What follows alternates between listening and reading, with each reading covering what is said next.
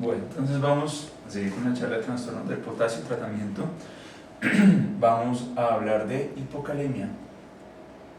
Entonces la hipocalemia la podemos clasificar, también hay varias clasificaciones, pero pues la que más común encontré es esta, que clasifica leve de 3.4 a 3 miliequivalentes por litro, moderada de 2.9 a 2.5 y severa. Algunos hablan de menor de 2.5, otros hablan menor de 2. Dejémoslo como menor de 2.5. Listo. Entonces, las metas en el tratamiento. Las metas que tenemos para el tratamiento de la hipocalemia son las siguientes. Uno, es prevenir las condiciones que amenazan la vida. Es cuando es urgente, ¿cuáles son? Debilidad diafragmática, rhabdomiolisis y arritmias cardíacas. Entonces, primero, eso por un lado. Segundo, el más importante, reemplazar el déficit de potasio, ya que pues las primeras evitamos reemplazando el déficit de potasio. Entonces, ¿qué se recomienda? No reemplazar todo de una vez, porque puede ser peligroso, podemos pasarlo a hipercalemia, más adelante vamos a ver eso, sino reemplazar rápidamente hasta un rango seguro. Ya cuando tengamos un rango seguro, entonces ya en adelante podemos seguir reponiendo el que falta lentamente. Se habla más o menos del 70% del déficit en casos severos. Y diagnosticar, correr la causa subyacente. Entonces, al igual que para la hipercalemia, también tenemos un algoritmo diagnóstico ahí, en donde, bueno, tenemos primero pues un paciente que presenta hipopotasemia con un potasio sérico por debajo de 3.5. Lo mismo, tenemos que preguntarnos si hay emergencia. Si hay emergencia, vamos inmediatamente a tratar. Preguntarnos si hay pseudo hipopotasemia. Si hay, entonces ya no necesita más estudios, necesita más tratamientos. Esta condición no es muy común, la pseudohipotasemia. Se describen unos fenómenos de pseudohipotasemia de temporada, esporádicos, pero la verdad no es muy común. Bueno, si no tenemos nada de eso, entonces igual que con la hipercalemia necesitamos hacer una buena anamnesis, unos buenos antecedentes, poder conocer bien qué medicamento está tomando el paciente, ya que eso es una causa importante. Además de también tener los exámenes paraclínicos que vamos a hablar la vez pasada, para esto también aplican los mismos. Entonces, aquí vamos a encontrar primero si hay evidencia de un desplazamiento transcelular. ¿Qué nos puede causar esto? Pues los agonistas beta-adrenérgicos, el exceso de insulina, la parálisis periódica hipopotasémica, el hipertiroidismo, la intoxicación con bario, la teofilina y la cloroquina. Bueno, en otro, entonces también podemos encontrar una evidencia de bajo consumo de potasio. Pues esto puede ser una causa importante en edades extremas, principalmente en pacientes ancianos que no comen, entonces podemos encontrar esta causa y bueno, es bastante importante. Si no tenemos ninguna de estas, entonces continuamos, vamos a mirar electrolitos urinarios. Lo primero que miramos es el potasio urinario. Si el potasio urinario está disminuido, entonces podemos hablar que tenemos una pérdida extrarrenal.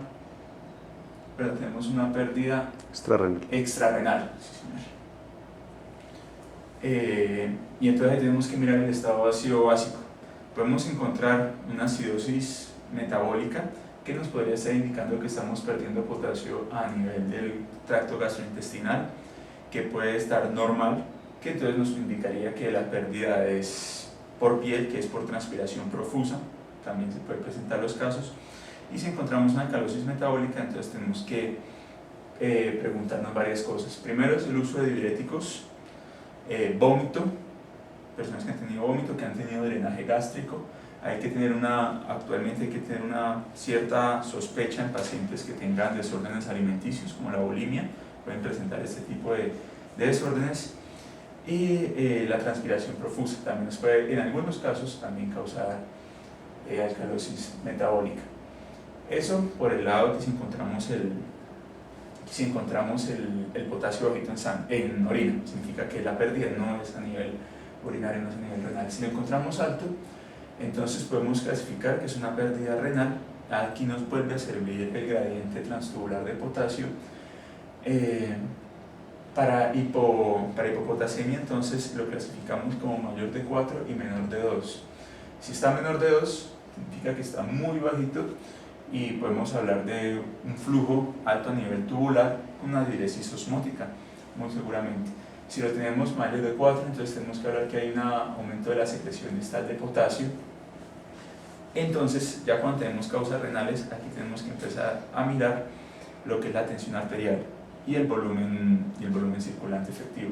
Entonces es importante, si tenemos una tensión alta o tenemos un volumen aumentado, entonces ya podemos hablar ahí que el problema puede ser por la aldosterona, un hiperaldosteronismo. Entonces miramos la aldosterona. Si la aldosterona está alta, miramos la renina para hacer diagnóstico diferencial. Si la renina está alta, entonces podemos hablar de una estenosis de la arteria renal, podemos hablar de un tumor que está produciendo renina o podemos hablar de una hipertensión maligna. Si la renina está baja, significa que el aumento de aldosterona está a nivel de la producción de aldosterona, entonces podemos hablar de un hiperaldosteronismo primario o de un hiperaldosteronismo familiar de tipo 1, también no la causa. Si la aldosterona está baja, vamos a medir niveles de cortisol. También nos puede generar esto. El cortisol alto pues nos daría un diagnóstico de síndrome de Cushing. Si está bajo, entonces tenemos tres posibilidades: un síndrome de Lidl, un síndrome de aparente exceso de mineralocorticoides, y también el regaliz, que es una planta, nos puede causar esto. Entonces, ¿cómo vamos a hacer? Aquí no está en el diagnóstico, pero por lo menos si queremos hacer un diagnóstico diferencial entre el síndrome de Lidl y el síndrome de exceso de aparente de mineralocorticoides, tenemos que medir niveles de cortisona, ya que en el síndrome de Lidl tenemos bloqueado lo que es la conversión de cortisol a cortisona. Entonces, por ahí vas a tener la cortisona baja y ahí podemos hacer ese diagnóstico diferencial.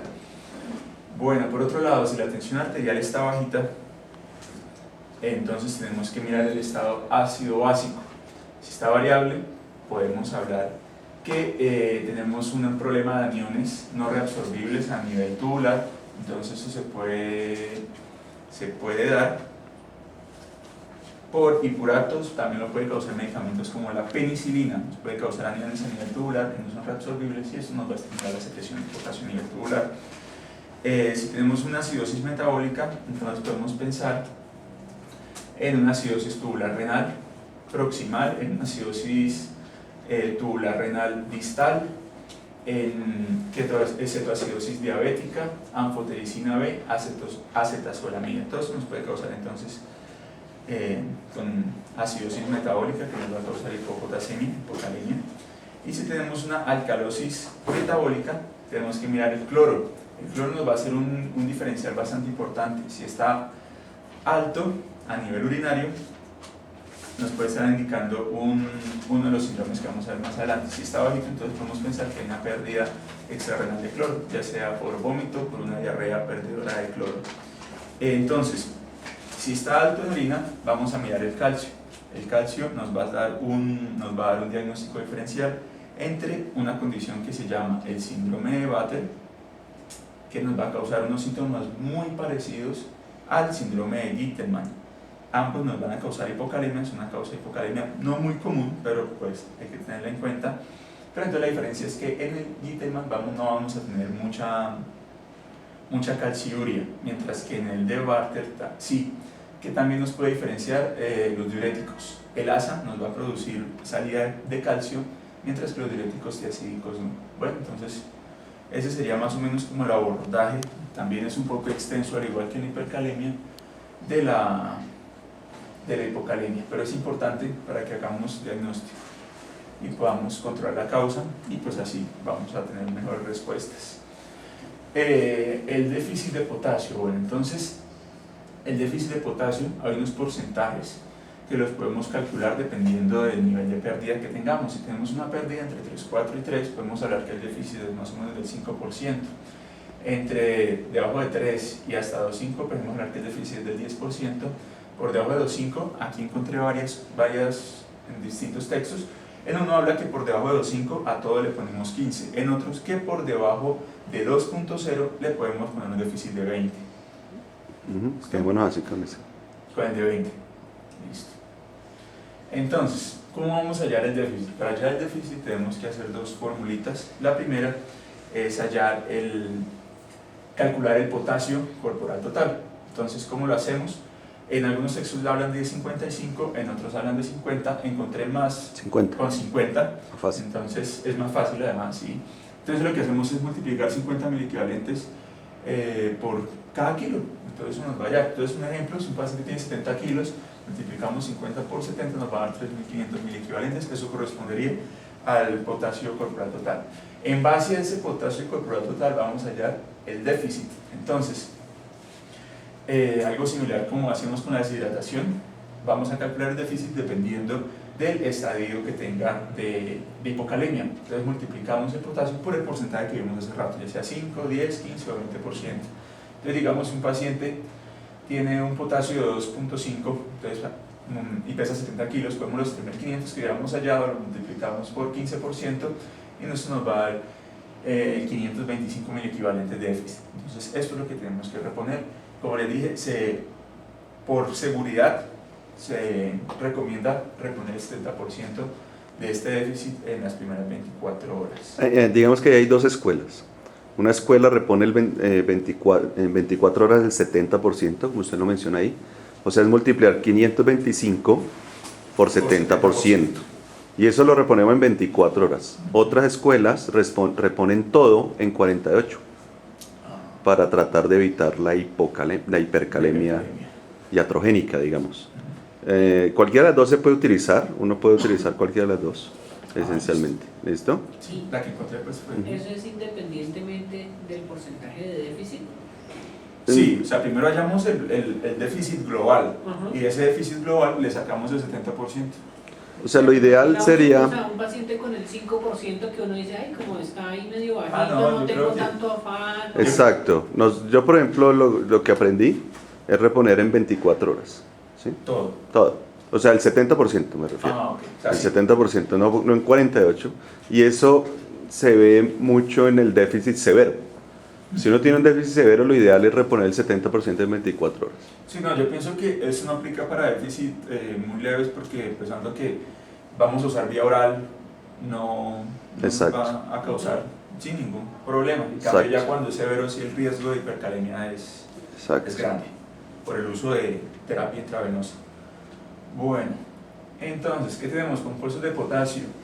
Tenemos para la vía oral gluconato de potasio, viene en elixir, concentración de 20 miliequivalentes en 15 mililitros. Cloruro de potasio viene en elixir, viene en tabletas, viene en cápsulas, viene en sobres. Ese es el que más utilizan en países como en Estados Unidos. Nosotros tenemos aquí más elixir. Más elixir de gluconato. Sí. Tenemos cloruro de potasio también para la intravenosa. Entonces una solución de concentración viene de 1 miliequivalente, 2 miliequivalentes, 5, 10. Bueno, pero entonces la más usada es la de 2 miliequivalentes por mililitro, por cc. ¿Qué tiene de ventaja el cloruro de potasio respecto al gluconato? Que tiene cloro. Como hay muchas, dependiendo de las causas que vimos previamente, podemos encontrar pérdidas simultáneas tanto de potasio como de cloro, entonces nos va a ayudar cuando hay pérdidas de cloro a nivel renal, gastrointestinal alto. ¿Listo? Y pues la terapia intravenosa aumenta más rápido el nivel de potasio, pero pues hay que tener cuidado por el riesgo de hipercalemia, siempre es grande. Entonces vamos a hablar del tratamiento oral.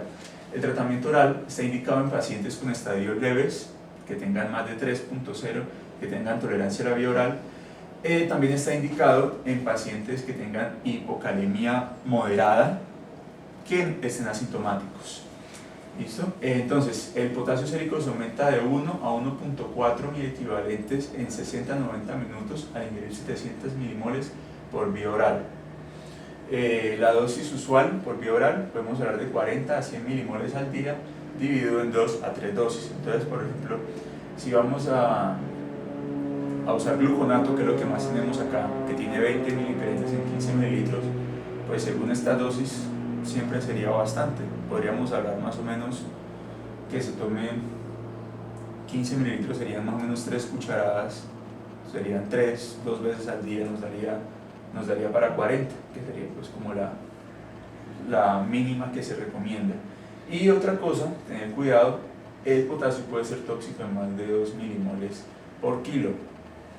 Es bastante, no hay que tener cuidado, el rango entre 40 y 100 están dentro de los 2 milimoles por kilo, entonces no hay mayor preocupación. Otra cosa importante del tratamiento oral es la dieta. Hay muchos alimentos que son ricos en potasio, son muchos, no como suele todo el mundo decir que el banano y ya. De hecho hay muchos que tienen mucho más potasio que el banano. Entonces tenemos los más altos de Hagest, tienen más de 1000 miligramos o 25 milimoles en 100 miligramos. Entonces, ¿qué tenemos ahí? Higos secos, brevas, melaza, que es molasses, seaweed, algas.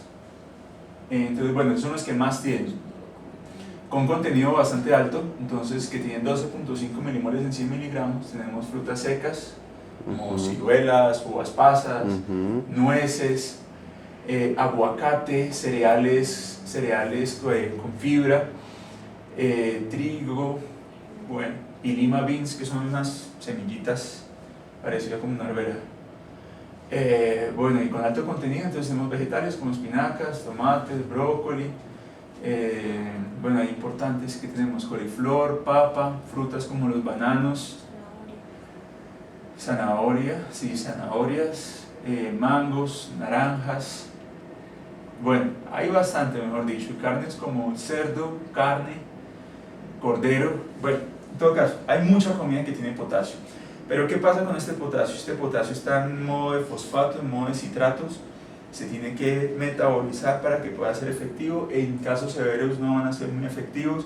Pacientes que tengan hipocloremias también asociadas no van a ser efectivos. Aquí tenemos una tablita donde nos hablan las diferentes preparaciones orales del cloruro de potasio. Pues aquí no las tenemos, pero pues como les decía, básicamente vienen en todo. ¿Qué pasa con el elixir? Tiene de las presentaciones que nos dan aquí, pues es la que tiene como un poquito más de limitaciones, dificultades en cuanto al paciente, porque sabe mal, las personas generalmente no tienen buena adherencia, pueden tener algunos síntomas gastrointestinales, erosiones del tracto gastrointestinal, y pues el efecto siempre es un poquito retardado, bueno, pero bueno, eso cuando toca, pues toca. Pautas de tratamiento. Entonces vamos a hablar de tratamiento intravenoso. Entonces debe limitarse a pacientes incapaces de usar la vía oral o con síntomas de hipocalemia. Hay que tratar de evitarlo lo más que se pueda. Desde que podamos tratar al paciente de manera oral es lo mejor, porque tiene un alto riesgo de hipercalemia, que recomiendan no más de 20 miliequivalentes por hora, porque ya más por encima de esto nos va a aumentar el riesgo de hipercalemia. Hay que hacer un monitoreo cardíaco permanente y hay que hacer control seriado del potasio sérico. Entonces hay unas reglas en cuanto a la administración que hay que tener mucho cuidado cuando vamos a dar potasio de manera intravenosa. No se puede por acceso periférico dar más de 4 miliequivalentes hora. Por acceso central no se pueden dar más de 40 miliequivalentes hora, aunque pues como vimos ahorita la recomendación es máximo 20 para evitar la hipercalemia. La velocidad de infusión debe ser más o menos de 10 a 20 miliequivalentes litro, y el aporte diario procurar que no sea más de 240 miliequivalentes al día, aunque ayer encontré una referencia que hablaba de 400. Pero pues, más o menos 200 miliequivalentes diarios, ¿sí? Es lo que Bueno. no más de. Entonces, ¿qué tenemos? Tenemos soluciones, tenemos una solución de 40 miliequivalentes en 500 cc. ¿Cómo la vamos a preparar? Con 480 cc de solución salina normal, más 2 ampollas de 14. Entonces, esto nos va a dar una solución de 40 miliequivalentes en 500 cc. Tenemos una solución del 1 a 1, que son 50 cc de solución salina en 5 ampollas más 5 ampollas de catrol, nos va a dar 100 miliequivalentes en 100 centímetros cúbicos. Y en caso de urgencia, que ya mejor dicho, paro cardiorrespiratorio o parálisis muscular, parálisis del diafragma, bolo de 0.75 miliequivalentes por kilo podemos usar. Por la vía disponible. Por la vía, por donde sea, sí. ¿El bolo ese sería solo del catrol o la solución? No, del catrol. Solo catrol. Sí, Sí. el cloruro de potasio. Sí, toca es, uno lo puede preparar 1 a 1. 1 a 1 y le pasa 0.75 miliequivalentes por kilo. Ah, ¿Sí? ok.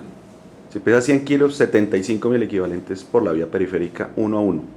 Claro, la venita va a estar Ujú. bien complicada, pero el paciente está en paro. Sí. Y no sale si uno no lo repone. Listo. Entonces, así es como se debe dar esto. En cómo, ya lo hablamos, hallar el déficit, podemos calcular el 70%, calculamos cuántos mililitros, ahorita vamos a hacer un ejercicio y pues así se lo damos. Con cualquiera de estas infusiones, la más recomendada es la de 1 a 1, porque la otra puede ser mucho volumen de líquido. Bueno, entonces, terapia complementaria. Pero la 1 a 1 amerita que usted lo pase por vía central. Ah, sí, porque O- ya tiene, O un catéter periférico, catéter central de inserción periférica. sí, porque ya tiene 100 miliequivalentes. Ujú. Concentración. Bueno, entonces, ¿qué podemos usar? En pacientes a veces, esta terapia que hablamos es suficiente para corregir en el 90% de los pacientes, sin embargo, el 10% que pues por otras comorbilidades o por otras dificultades va a persistir hipocalémico. Entonces, ¿qué podemos usar? Se recomienda usar el diurético borrador de potasio, entonces, espironolactona, temvireno, amloride. Entonces, ¿en qué casos está totalmente indicado? En casos de hiperaldosteronismo. Entonces, en hiperaldosteronismo primario, en síndrome del IDO, en síndrome de exceso aparente de mineralocorticoides. Bueno, es terapia indicada. Medicamentos que limitan la eliminación del potasio. Entonces, podemos, dependiendo de si sabemos que tenemos un paciente por lo menos que es un perdedor de potasio crónico, entonces podemos usar medicamentos y que también tenga hipertensión, entonces podemos pensar en usar IECAS, en usar ARA2, beta bloqueadores, pues dependiendo de la comorbilidad de la indicación, bueno, podemos pensar en usar estos medicamentos que nos ayudan a eliminar un poco a limitar un poco la eliminación de potasio. La restricción sódica debe ser estricta, ya que pues al disminuir el sodio disminuimos el recambio, la secreción de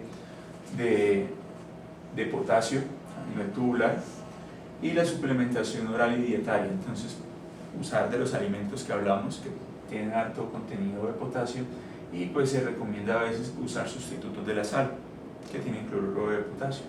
Hay que tener cuidado cuando usamos estas terapias complementarias, porque al mezclarlas, al combinarlas, podemos estar aumentando el riesgo de hipercalemia. Entonces hay que tener cuidado por ese lado también. Bueno. El magnesio es muy importante que lo estemos midiendo, que estemos vigilando en pacientes con hipocalemia, porque pues es la principal causa de hipocalemia refractaria, hipocalemia que no responde a nada, ni siquiera a tratamiento intravenoso, y no nos estamos dando cuenta que el paciente tiene el magnesio bajo. El magnesio tiene varios mecanismos por los cuales ayuda a preservar potasio.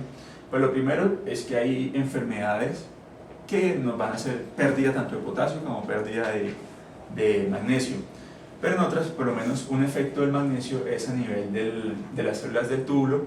Nos van a mejorar la rectificación en túbulos. Saben que hay una rectificación que la lleva a cabo la ROMK. Lo que nos va a hacer es balancear esa rectificación hacia el flujo interno, o sea, a que se reabsorba potasio. ¿Cómo lo hace? Nos tapa un poro, que es lo que nos va a dar el flujo hacia afuera. Entonces, por eso es importante el magnesio. Y otro mecanismo es también inhibe a ese nivel la sodio-potasio ATPasa. Entonces, el magnesio es importante. Es importante que lo midamos, es importante que sepamos que está bien, y si no está, entonces reponerlo. Hay reposición oral, ahí sales halógenas de magnesio, lactato de magnesio, una dosis de 20 a 40 miliequivalentes día, repartido en 3 tomas. Para déficit graves, podemos usar 6 gramos de sulfato de magnesio en 500 cc de dextrosa al 5%, lo pasamos en 6 horas, y el resto lo pasamos de 24 a 48 horas. Y para arritmias ventriculares, entonces se recomienda el 1.5 gramos en 1 minuto, seguido de infusión de 9 gramos en 500 cc de dextrosa al 5% 6 horas. Bueno, esto lo vamos a hablar mejor cuando hablemos de desórdenes del magnesio, pero pues como para tener idea y recordar que es importante. Entonces, casos de práctica. Este caso o sea que es un reporte de caso que hacen en una revista chilena. Ujú. Es una mujer de 27 años, lo leo acá. Mujer de 27 años que ingresó por parecia de extremidades, calambres, mialgias conocidas desde 2 meses antes y que empeoraron en las 48 horas previas a su consulta hasta impedirle deambular. Reconoció usar desde hace un año furosemida 40 a 120 miligramos día, aumentando dosis en las últimas 2 semanas. Además relató constipación tratada con dieta, medicamentos naturales, no presentó diarrea, niega ingesta de laxantes o de otros diuréticos. Entonces aquí ya tenemos una causa posible de hipocalemia, que es la furosemida, un abuso de furosemida. ¿No refiere antecedentes? Bueno, entonces el examen físico, marcadamente desanimado, peso de 65 kilogramos, talla 1,68, un índice de 23, frecuencia cardíaca de 118, presión arterial de 105/63, frecuencia respiratoria de 18 por minuto, piel y mucosas secas, tiroides dentro de límites normales, venas yugulares planas de decúbito, pulmones sin alteraciones semiológicas, corazón ritmo regular en 2 tiempos, sin soplos, ausencia de edema, notoria hiporreflexia y paresia de extremidades inferiores. Entonces ya podemos ver, es una paciente que tiene síntomas y una posible etiología de hipocalemia. Entonces al examen, a los paraclínicos, perdón. Tiene una hemoglobina de 16.3, un hematocrito de 46.9, leucos de 17.100. Bueno, vamos a lo importante: electrolitos, sodio 135, potasio de 2, una hipocalemia severa. El magnesio, lo miramos, está en un 9, está normal. En sangre, entonces tiene un pH de 7.5, que nos da para una alcalosis metabólica, que si recordamos el algoritmo que vimos, hace parte dentro de las vías que hablamos. Si miramos un diurético como la furosemida, nos va a causar alcalosis metabólica. Bueno, entonces en orina tiene un sodio de 48 miliequivalentes, potasio de 38.5 miliequivalentes, cloro 73, tiene un potasio con una excreción aumentada normal, más o menos normal, que también pues es consecuente con el algoritmo que estuvimos viendo. Bueno, esta paciente tiene 2.0. ¿Qué vamos a hacer? Primero, calcular el déficit. Entonces cogemos 65 kilos que pesa por 50 miliequivalentes, nos va a dar 3.250. Ese 3.250 lo vamos a multiplicar por el 20%, que es el déficit por debajo de 2.0, que nos va a dar 650 miliequivalentes de déficit. Vamos a calcular el 70%, que son 455 miliequivalentes litro, que es el 70%. Eso lo medimos en 24 horas y nos va a dar más o menos a 18 cc hora.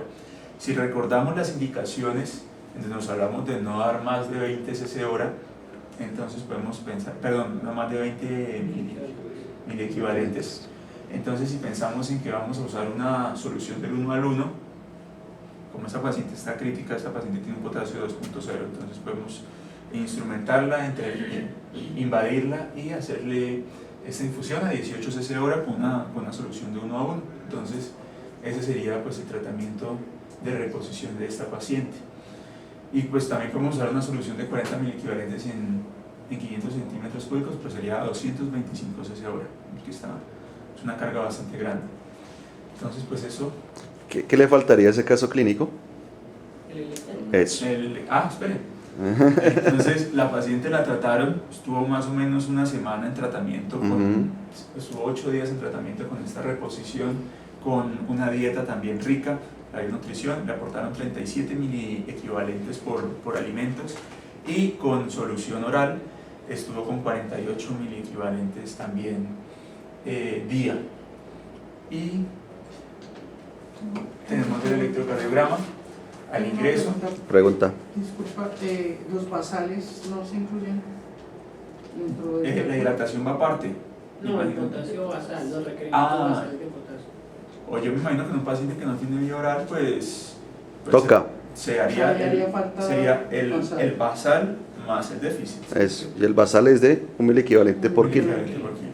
Día. Se le suma eso. Entonces aquí tenemos un electrocardiograma de entrada con todos los signos de presión de la onda T, de presión del segmento ST, elongación del QT, ahí lo tenemos.